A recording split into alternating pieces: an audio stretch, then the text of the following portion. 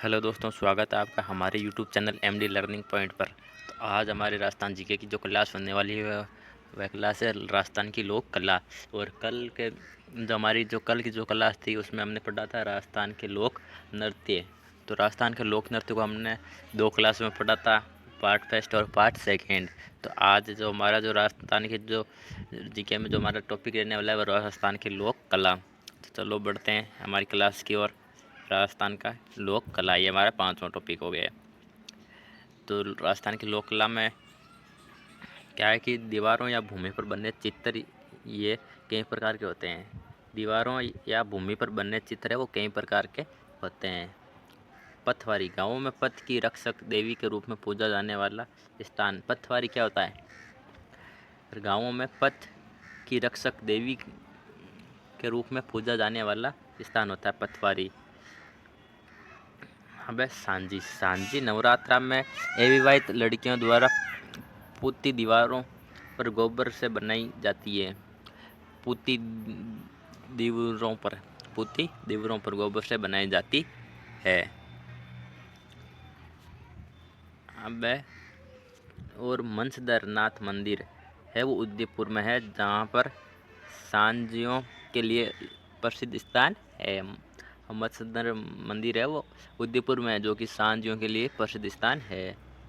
मांडना, तो मांगलिक अवसरों पर दीवारों, चौक व आंगन आदि में मांडे जाते हैं। मांडना क्या होता है? मांडना होता है कि मांगलिक अवसरों पर, शुभ अवसरों पर है वो दीवारों या दीवार पर या आंगन में, या फिर जो हमारे घर के बाहर जो आंगन होता है उसको चौक, आंगन और अंदर है वो चौक होता है। तो उसमें जो डिज़ाइन तैयार की जाती है हाथों से वो, तो उसमें है वो मांडे जाते हैं, उसमें है वो उसको मांडना कहते हैं। मीणा जाति के मोरनी से अधिक लगाव के कारण उसमें दीवारों पर मोरनी मांडने का विशेष प्रचलन है। मीणा जाति के जो लोग हैं उसमें मोरनी से अधिक लगाव होता है उनको, मोरनी से, तो इसी कारण है वो दीवारों पर मोरनी मांडने का विशेष प्रचलन है उनमें, मीणा जाति में। देवरों या देवरा, देवरा क्या है कि देवरा है वो खुले चबूतरे पर बनी मंदिर नुमा आकृति देवरा कहलाती है। खुले चबूतरे पर बनी मंदिर नुमा आकृति मतलब कि एक खुला देवरा होता है, उस पर मंदिर नुमा आकृति होती है ऐसे, तो उस आकृति को है वो देवरा कहा जाता है। ठीक है। इसी के साथ है कि प्राचीन समय में निम्न जातियों को मंदिर प्रवेश पर रोक लगी थी, इस कारण उसमें देवरा का अधिक प्रचलन था। हाँ, तो प्राचीन समय में है वो ऐसी कई जातियाँ थी जिसमें है वो मंदिरों पर है वो राजाओं ने है वो जाने से रोक लगा दी थी। या जैसे कि आप है वो मुगल काल में देख लें तो उसमें है वो औरंगजेब ने मंदिरों को तोड़वा रहा था, तो उस हिसाब से देख लो, या फिर जातिवाद भी बहुत ज़्यादा होता था, तो उस कारण से लोग है वो मंदिर जा नहीं पाते थे। तो इसी कारण है वो प्राचीन समय में मंदिरों में जाने पर प्रवेश था ही, तो इसी कारण लोग है वो एक देवरा बनाकर है वो उसमें देवता को पूजा जाता था। एक देवरा बना लिया जाता था ऐसे, 4 कोण का देवरा, ऊपर एक ऐसे है वो, ऊपर एक अलग से और थी, तो ऐसे यहाँ पर आने का रास्ता था पेड़ी, और यहाँ पर है वो भगवान को बैठा दिया जाता था और इसमें वो इससे पूजा जाता था। ये प्राचीन समय में शेखावटी की हवेलियों में सर्वाधिक सुंदर भित्ति चित्रों का चित्रण हुआ है। जो शेखावटी की जो हवेलियाँ हैं, कौन सी? शेखावटी। तो शेखावटी की हवेलियों में सर्वाधिक सुंदर है वो भित्ति चित्रों का चित्रण हुआ है भाई। किसका हुआ है? भित्ति चित्रों का, दीवारों पर बने हुए चित्रों का। अब है कि मेवाड़ शैली, तो मेवाड़ शैली के भित्ति चित्रों के लिए प्रसिद्ध स्थान है वो कौन सा है? चित्तेरो। कौन सा है? चित्तेरो की आवरी। कहाँ पर है? ये उदयपुर में। मेवाड़ शैली है, तो मेवाड़ शैली कहाँ है? उदयपुर में। तो मेवाड़ शैली का नाम होते हैं, हमें तो सबसे पहले मेवाड़ आते ही उदयपुर का बारे में सोचना है। तो मेवाड़ शैली का जो भित्ति चित्र, दीवारों के चित्र के लिए जो प्रसिद्ध स्थान है वो है चित्तेरों की आवरी। चित्तौरों की ओवरी है भाई, वो आवरी है नहीं, ये ओवरी है। चित्तौरों की ओवरी। तो अब हमारा जो आता है वो आता है कपड़े पर बने चित्र। कौन सा आता है? कपड़े पर बने चित्र। तो कपड़े पर बने चित्र में आता है कि फड़ या फड़। तो फड़ है वो बाबू जी की या देवनारायण जी की। तो इन जो ये जो हमारे जो देवता हैं तो इनकी हम है वो फड़ करवाते हैं। और आज हम उसी के बारे में, तो यहाँ पर देखो कि राजस्थान में एक शाहपुरा गांव है। कहाँ पर? ये भीलवाड़ा में। राजस्थान में शाहपुरा, भीलवाड़ा में है ये शाहपुरा। फड़ या फड़, इसको है वो ज़्यादातर प्रचलित नाम है वो फड़ ही है भाई, यही है फड़ ज़्यादातर। तो फड़ है वो चित्रण के लिए प्रसिद्ध है। राजस्थान में शाहपुरा गांव जो भीलवाड़ा में है वो फड़ चित्रण के लिए प्रसिद्ध है। ऐसे पूछे कि फड़ है वो कहाँ की प्रसिद्ध है, तो भीलवाड़ा शाहपुरा के जो लोग हैं वो फड़ बनाने में माहिर है और वहाँ की फड़ ही प्रसिद्ध है। यहाँ पर छिपा जाति के जो जोशी है वो चित्रे फड़ है वो चित्रांकन का कार्य करते हैं। कौन करते हैं? छिपा जाति के जोशी चित्रे फड़ चित्रांकन है वो का कार्य करते हैं। फड़ एक होती है, एक कपड़ा होता है बड़ा सा, उसमें है वो चित्र मांड कर वो है वो पूरी जीवनी लिखी जाती है। जैसे एक कपड़ा है उस पर देवनारायण जी की पूरी जीवनी लिख दी जाती है और फिर दो लोगों द्वारा उसको या वो उस चित्रों के माध्यम से वो बांधा जाता है, उसको गाया जाता है गीत के माध्यम से। तो अब हमारा है कि फड़ है वो ये फड़ या फड़ चित्रण के प्रसिद्ध कलाकार है कौन है? श्रीलाल जोशी। फड़ या फड़ चित्रण के प्रसिद्ध कलाकार कौन है? श्रीलाल जोशी। कौन है? श्रीलाल जोशी। फड़ है वो मुख्य रूप से दो देवताओं की प्रसिद्ध है या प्रमुख है भाई, मैंने अभी कहा था आपको। तो दो देवता कौन है? एक तो बाबू जी और एक देवनारायण जी। तो देवनारायण जी और बाबू जी ये दो ऐसे देवता हैं जिनके फड़ है वो प्रमुख या मुख्य रूप से प्रसिद्ध है भाई, और ज़्यादातर है वो इन्हीं की है वो बांधी जाती है, गाई जाती है। बाबू जी की फड़े है वो बाँचते समय ये भोपा जाति के लोग हैं वो बाबू जी की फड़ है वो ज़्यादा बाँचते हैं। तो बाबू जी की फड़ है वो बाँचते समय या गाते समय रावण हत्ता नामक वाद्य यंत्र का प्रयोग करता है भाई। कौन सा है वाद्य यंत्र का प्रयोग करते हैं? रावण हत्ता। ये रावण हत्ता वाद्य यंत्र का प्रयोग करते हैं बाबू जी की फड़ है वो बाँचते समय। देवनारायण जी की फड़ पर भारत सरकार द्वारा डाक टिकट जारी किया जा चुका है। इम्पोर्टेंट है भाई, देवनारायण जी की जो फड़ है या उस पर भारत सरकार द्वारा, इंडियन गवर्नमेंट द्वारा है वो डाक टिकट जारी हुआ है। ये शायद 5 रुपये का डाक टिकट जारी किया गया है शायद, इसमें इस पर जारी किया जा चुका है। इम्पोर्टेंट क्वेश्चन है, ऐसा बन सकता है कि कौन सी देवता की फड़ पर भारत सरकार द्वारा डाक टिकट जारी किया गया? तो देवनारायण जी की फड़ है उस पर भारत सरकार ने डाक टिकट जारी किया जा चुका है। अब आता है कि देवनारायण जी की जो फड़ है वो मुख्य रूप से गुज्जर जाति के भोपे बांधते हैं भाई। देवनारायण जी की जो फड़ है वो मुख्य रूप से कौन सी जाति के? गुज्जर जाति के भोपे है वो ज़्यादातर बांधते हैं मुख्य रूप से। देवनारायण जी की फड़ बांधते समय भोपा जंतर नामक वाद्य यंत्र का प्रयोग करते हैं। देवनारायण जी की फड़, हाँ, देवनारायण जी की फड़ अगर बांधते हैं तो उस समय है वो भोपा है वो जंतर नामक वाद्य यंत्र का, कौन सा? जंतर नामक वाद्य यंत्र का प्रयोग करते हैं। और बाबू जी की फड़ बांधते समय कौन सा वाद्य यंत्र? रावण हत्ता वाद्य यंत्र का प्रयोग करते हैं। यह एक 20-25 मिलीमीटर है भाई इसमें, ये मतलब कि 20-25 मीटर एक ऐसा लंबा कपड़ा होता है ये ऐसे, और उस पर है वो चित्रों के माध्यम से ऐसे ऐसे ऐसे पूरा भरा हुआ होता है और उस पर है वो जीवनी लिखी जाती है।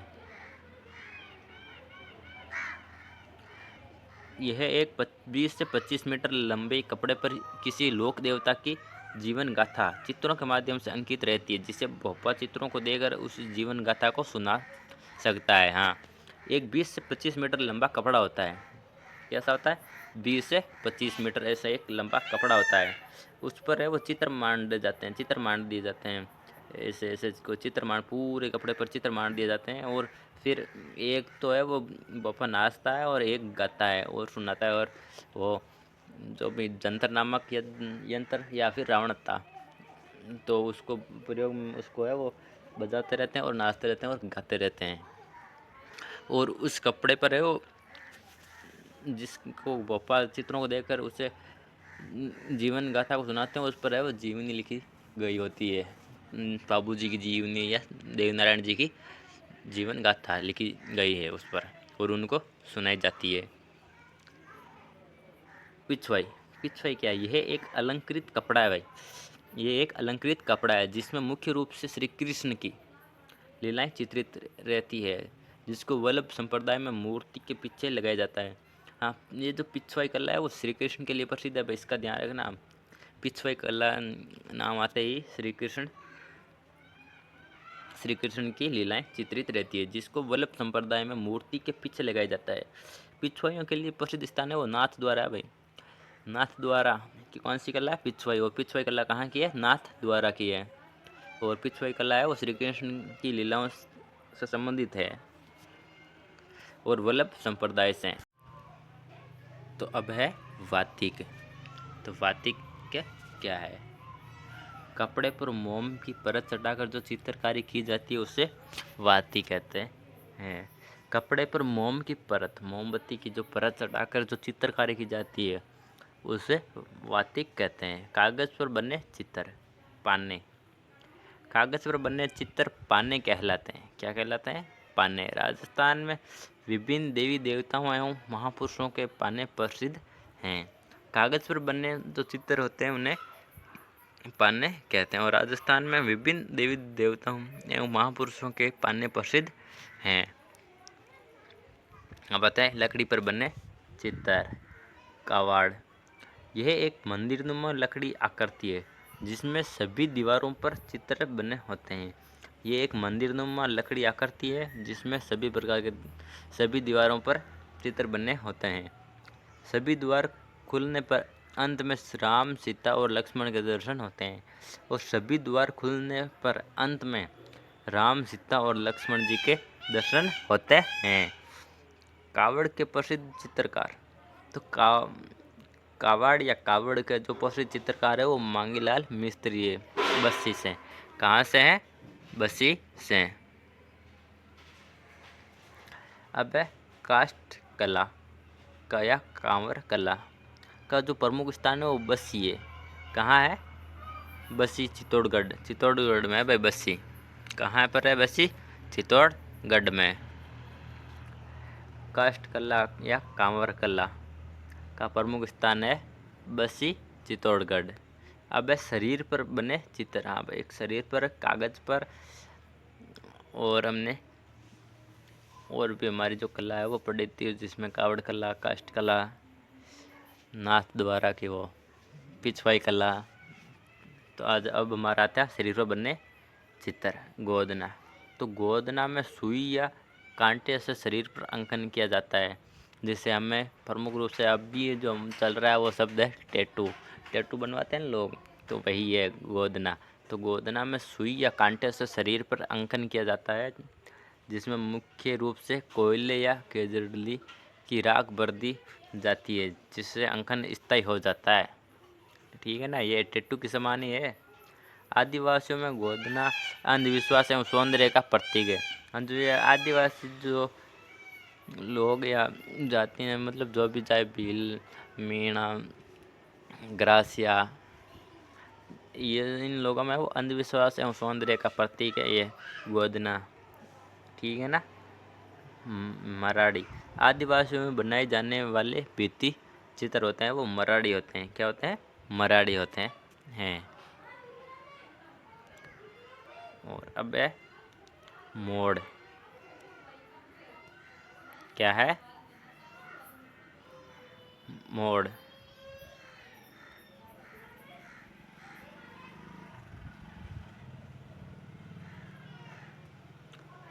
तो मोड़ मेड़ता सिटी नागौर। मेड़ता सिटी नागौर।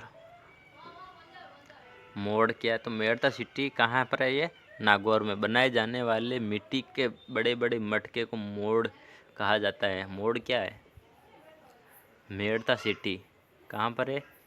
ये नागौर ज़िले में बनाए जाने वाले मिट्टी के बड़े बड़े मटके होते हैं जिन्हें मोड़ कहते हैं। तो आज के हमारे जो वाद्य जो यंत्र है वो तो हम है वो कल करेंगे। और अब हमारी जो अगली क्लास होगी वो कल होगी वाद्य यंत्र या लोकगीत किसी की भी हो सकती है। और इसी के साथ अब हमारी जो ये हमने जो वाद्य यंत्र भी पढ़े थे या नहीं हमारी जो वाद्य यंत्र की जो क्लास है वो अभी तक नहीं हुई है। तो हमारी जो अभी लोक कला की हुई है और कल हमने पढ़ा थे लोक नृत्य। तो हमारे दो टॉपिक राजस्थान संस्कृति लोक कला ये हो गया कला संस्कृति से। तो अब हम है वो एक छोटी सी एक्स्ट्रा ज़्यादा जानकारी है वो नीचे दी गई तो वो भी पढ़ लेते हैं साथ में। राजस्थान के राजवंशों के संस्थापक कौन कौन है जल्दी से फटाफट से पढ़ लेते हैं। चौहान या शाकंभरी के चौहान अजमेर कौन है वासुदेव। संस्थापक कौन है वासुदेव 551 ईस्वी में। गुहिल या मेवाड़ तो कौन है संस्थापक गुहिल वंश के। मेवाड़ के गुहिल वंश के संस्थापक कौन है बप्पा रावल 728 ईस्वी में। कछवा वंश ढूंढाड़ के कछवा वंश के संस्थापक कौन है दुल्हे राय 1137 ईस्वी में। गुहिल बागड़ के गुहिल का संस्थापक समर सिंह 1177। यादव करौली के यादव के संस्थापक कौन है अर्जुन पाल 1388 ईस्वी।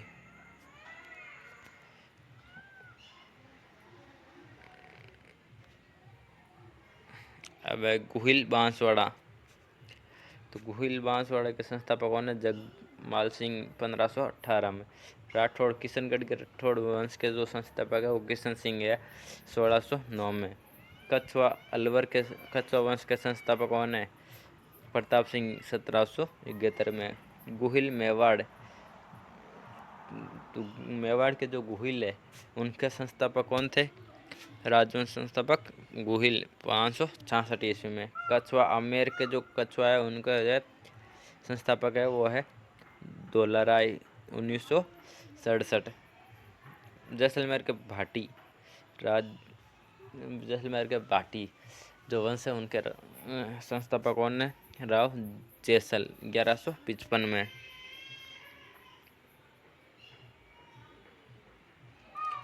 और अब है मारवाड़ के राठौड़ राजवंश या वंश के संस्थापक कौन है राव सिंहा 13वीं शताब्दी में।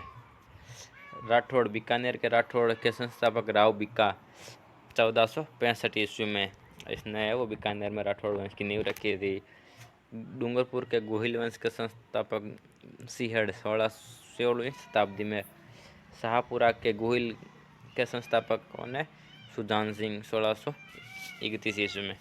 तो हमने जो है वो गुहिल ये सारे संस्थापक है वो पढ़ लिए हैं राजस्थान के राजवंशों के संस्थापक।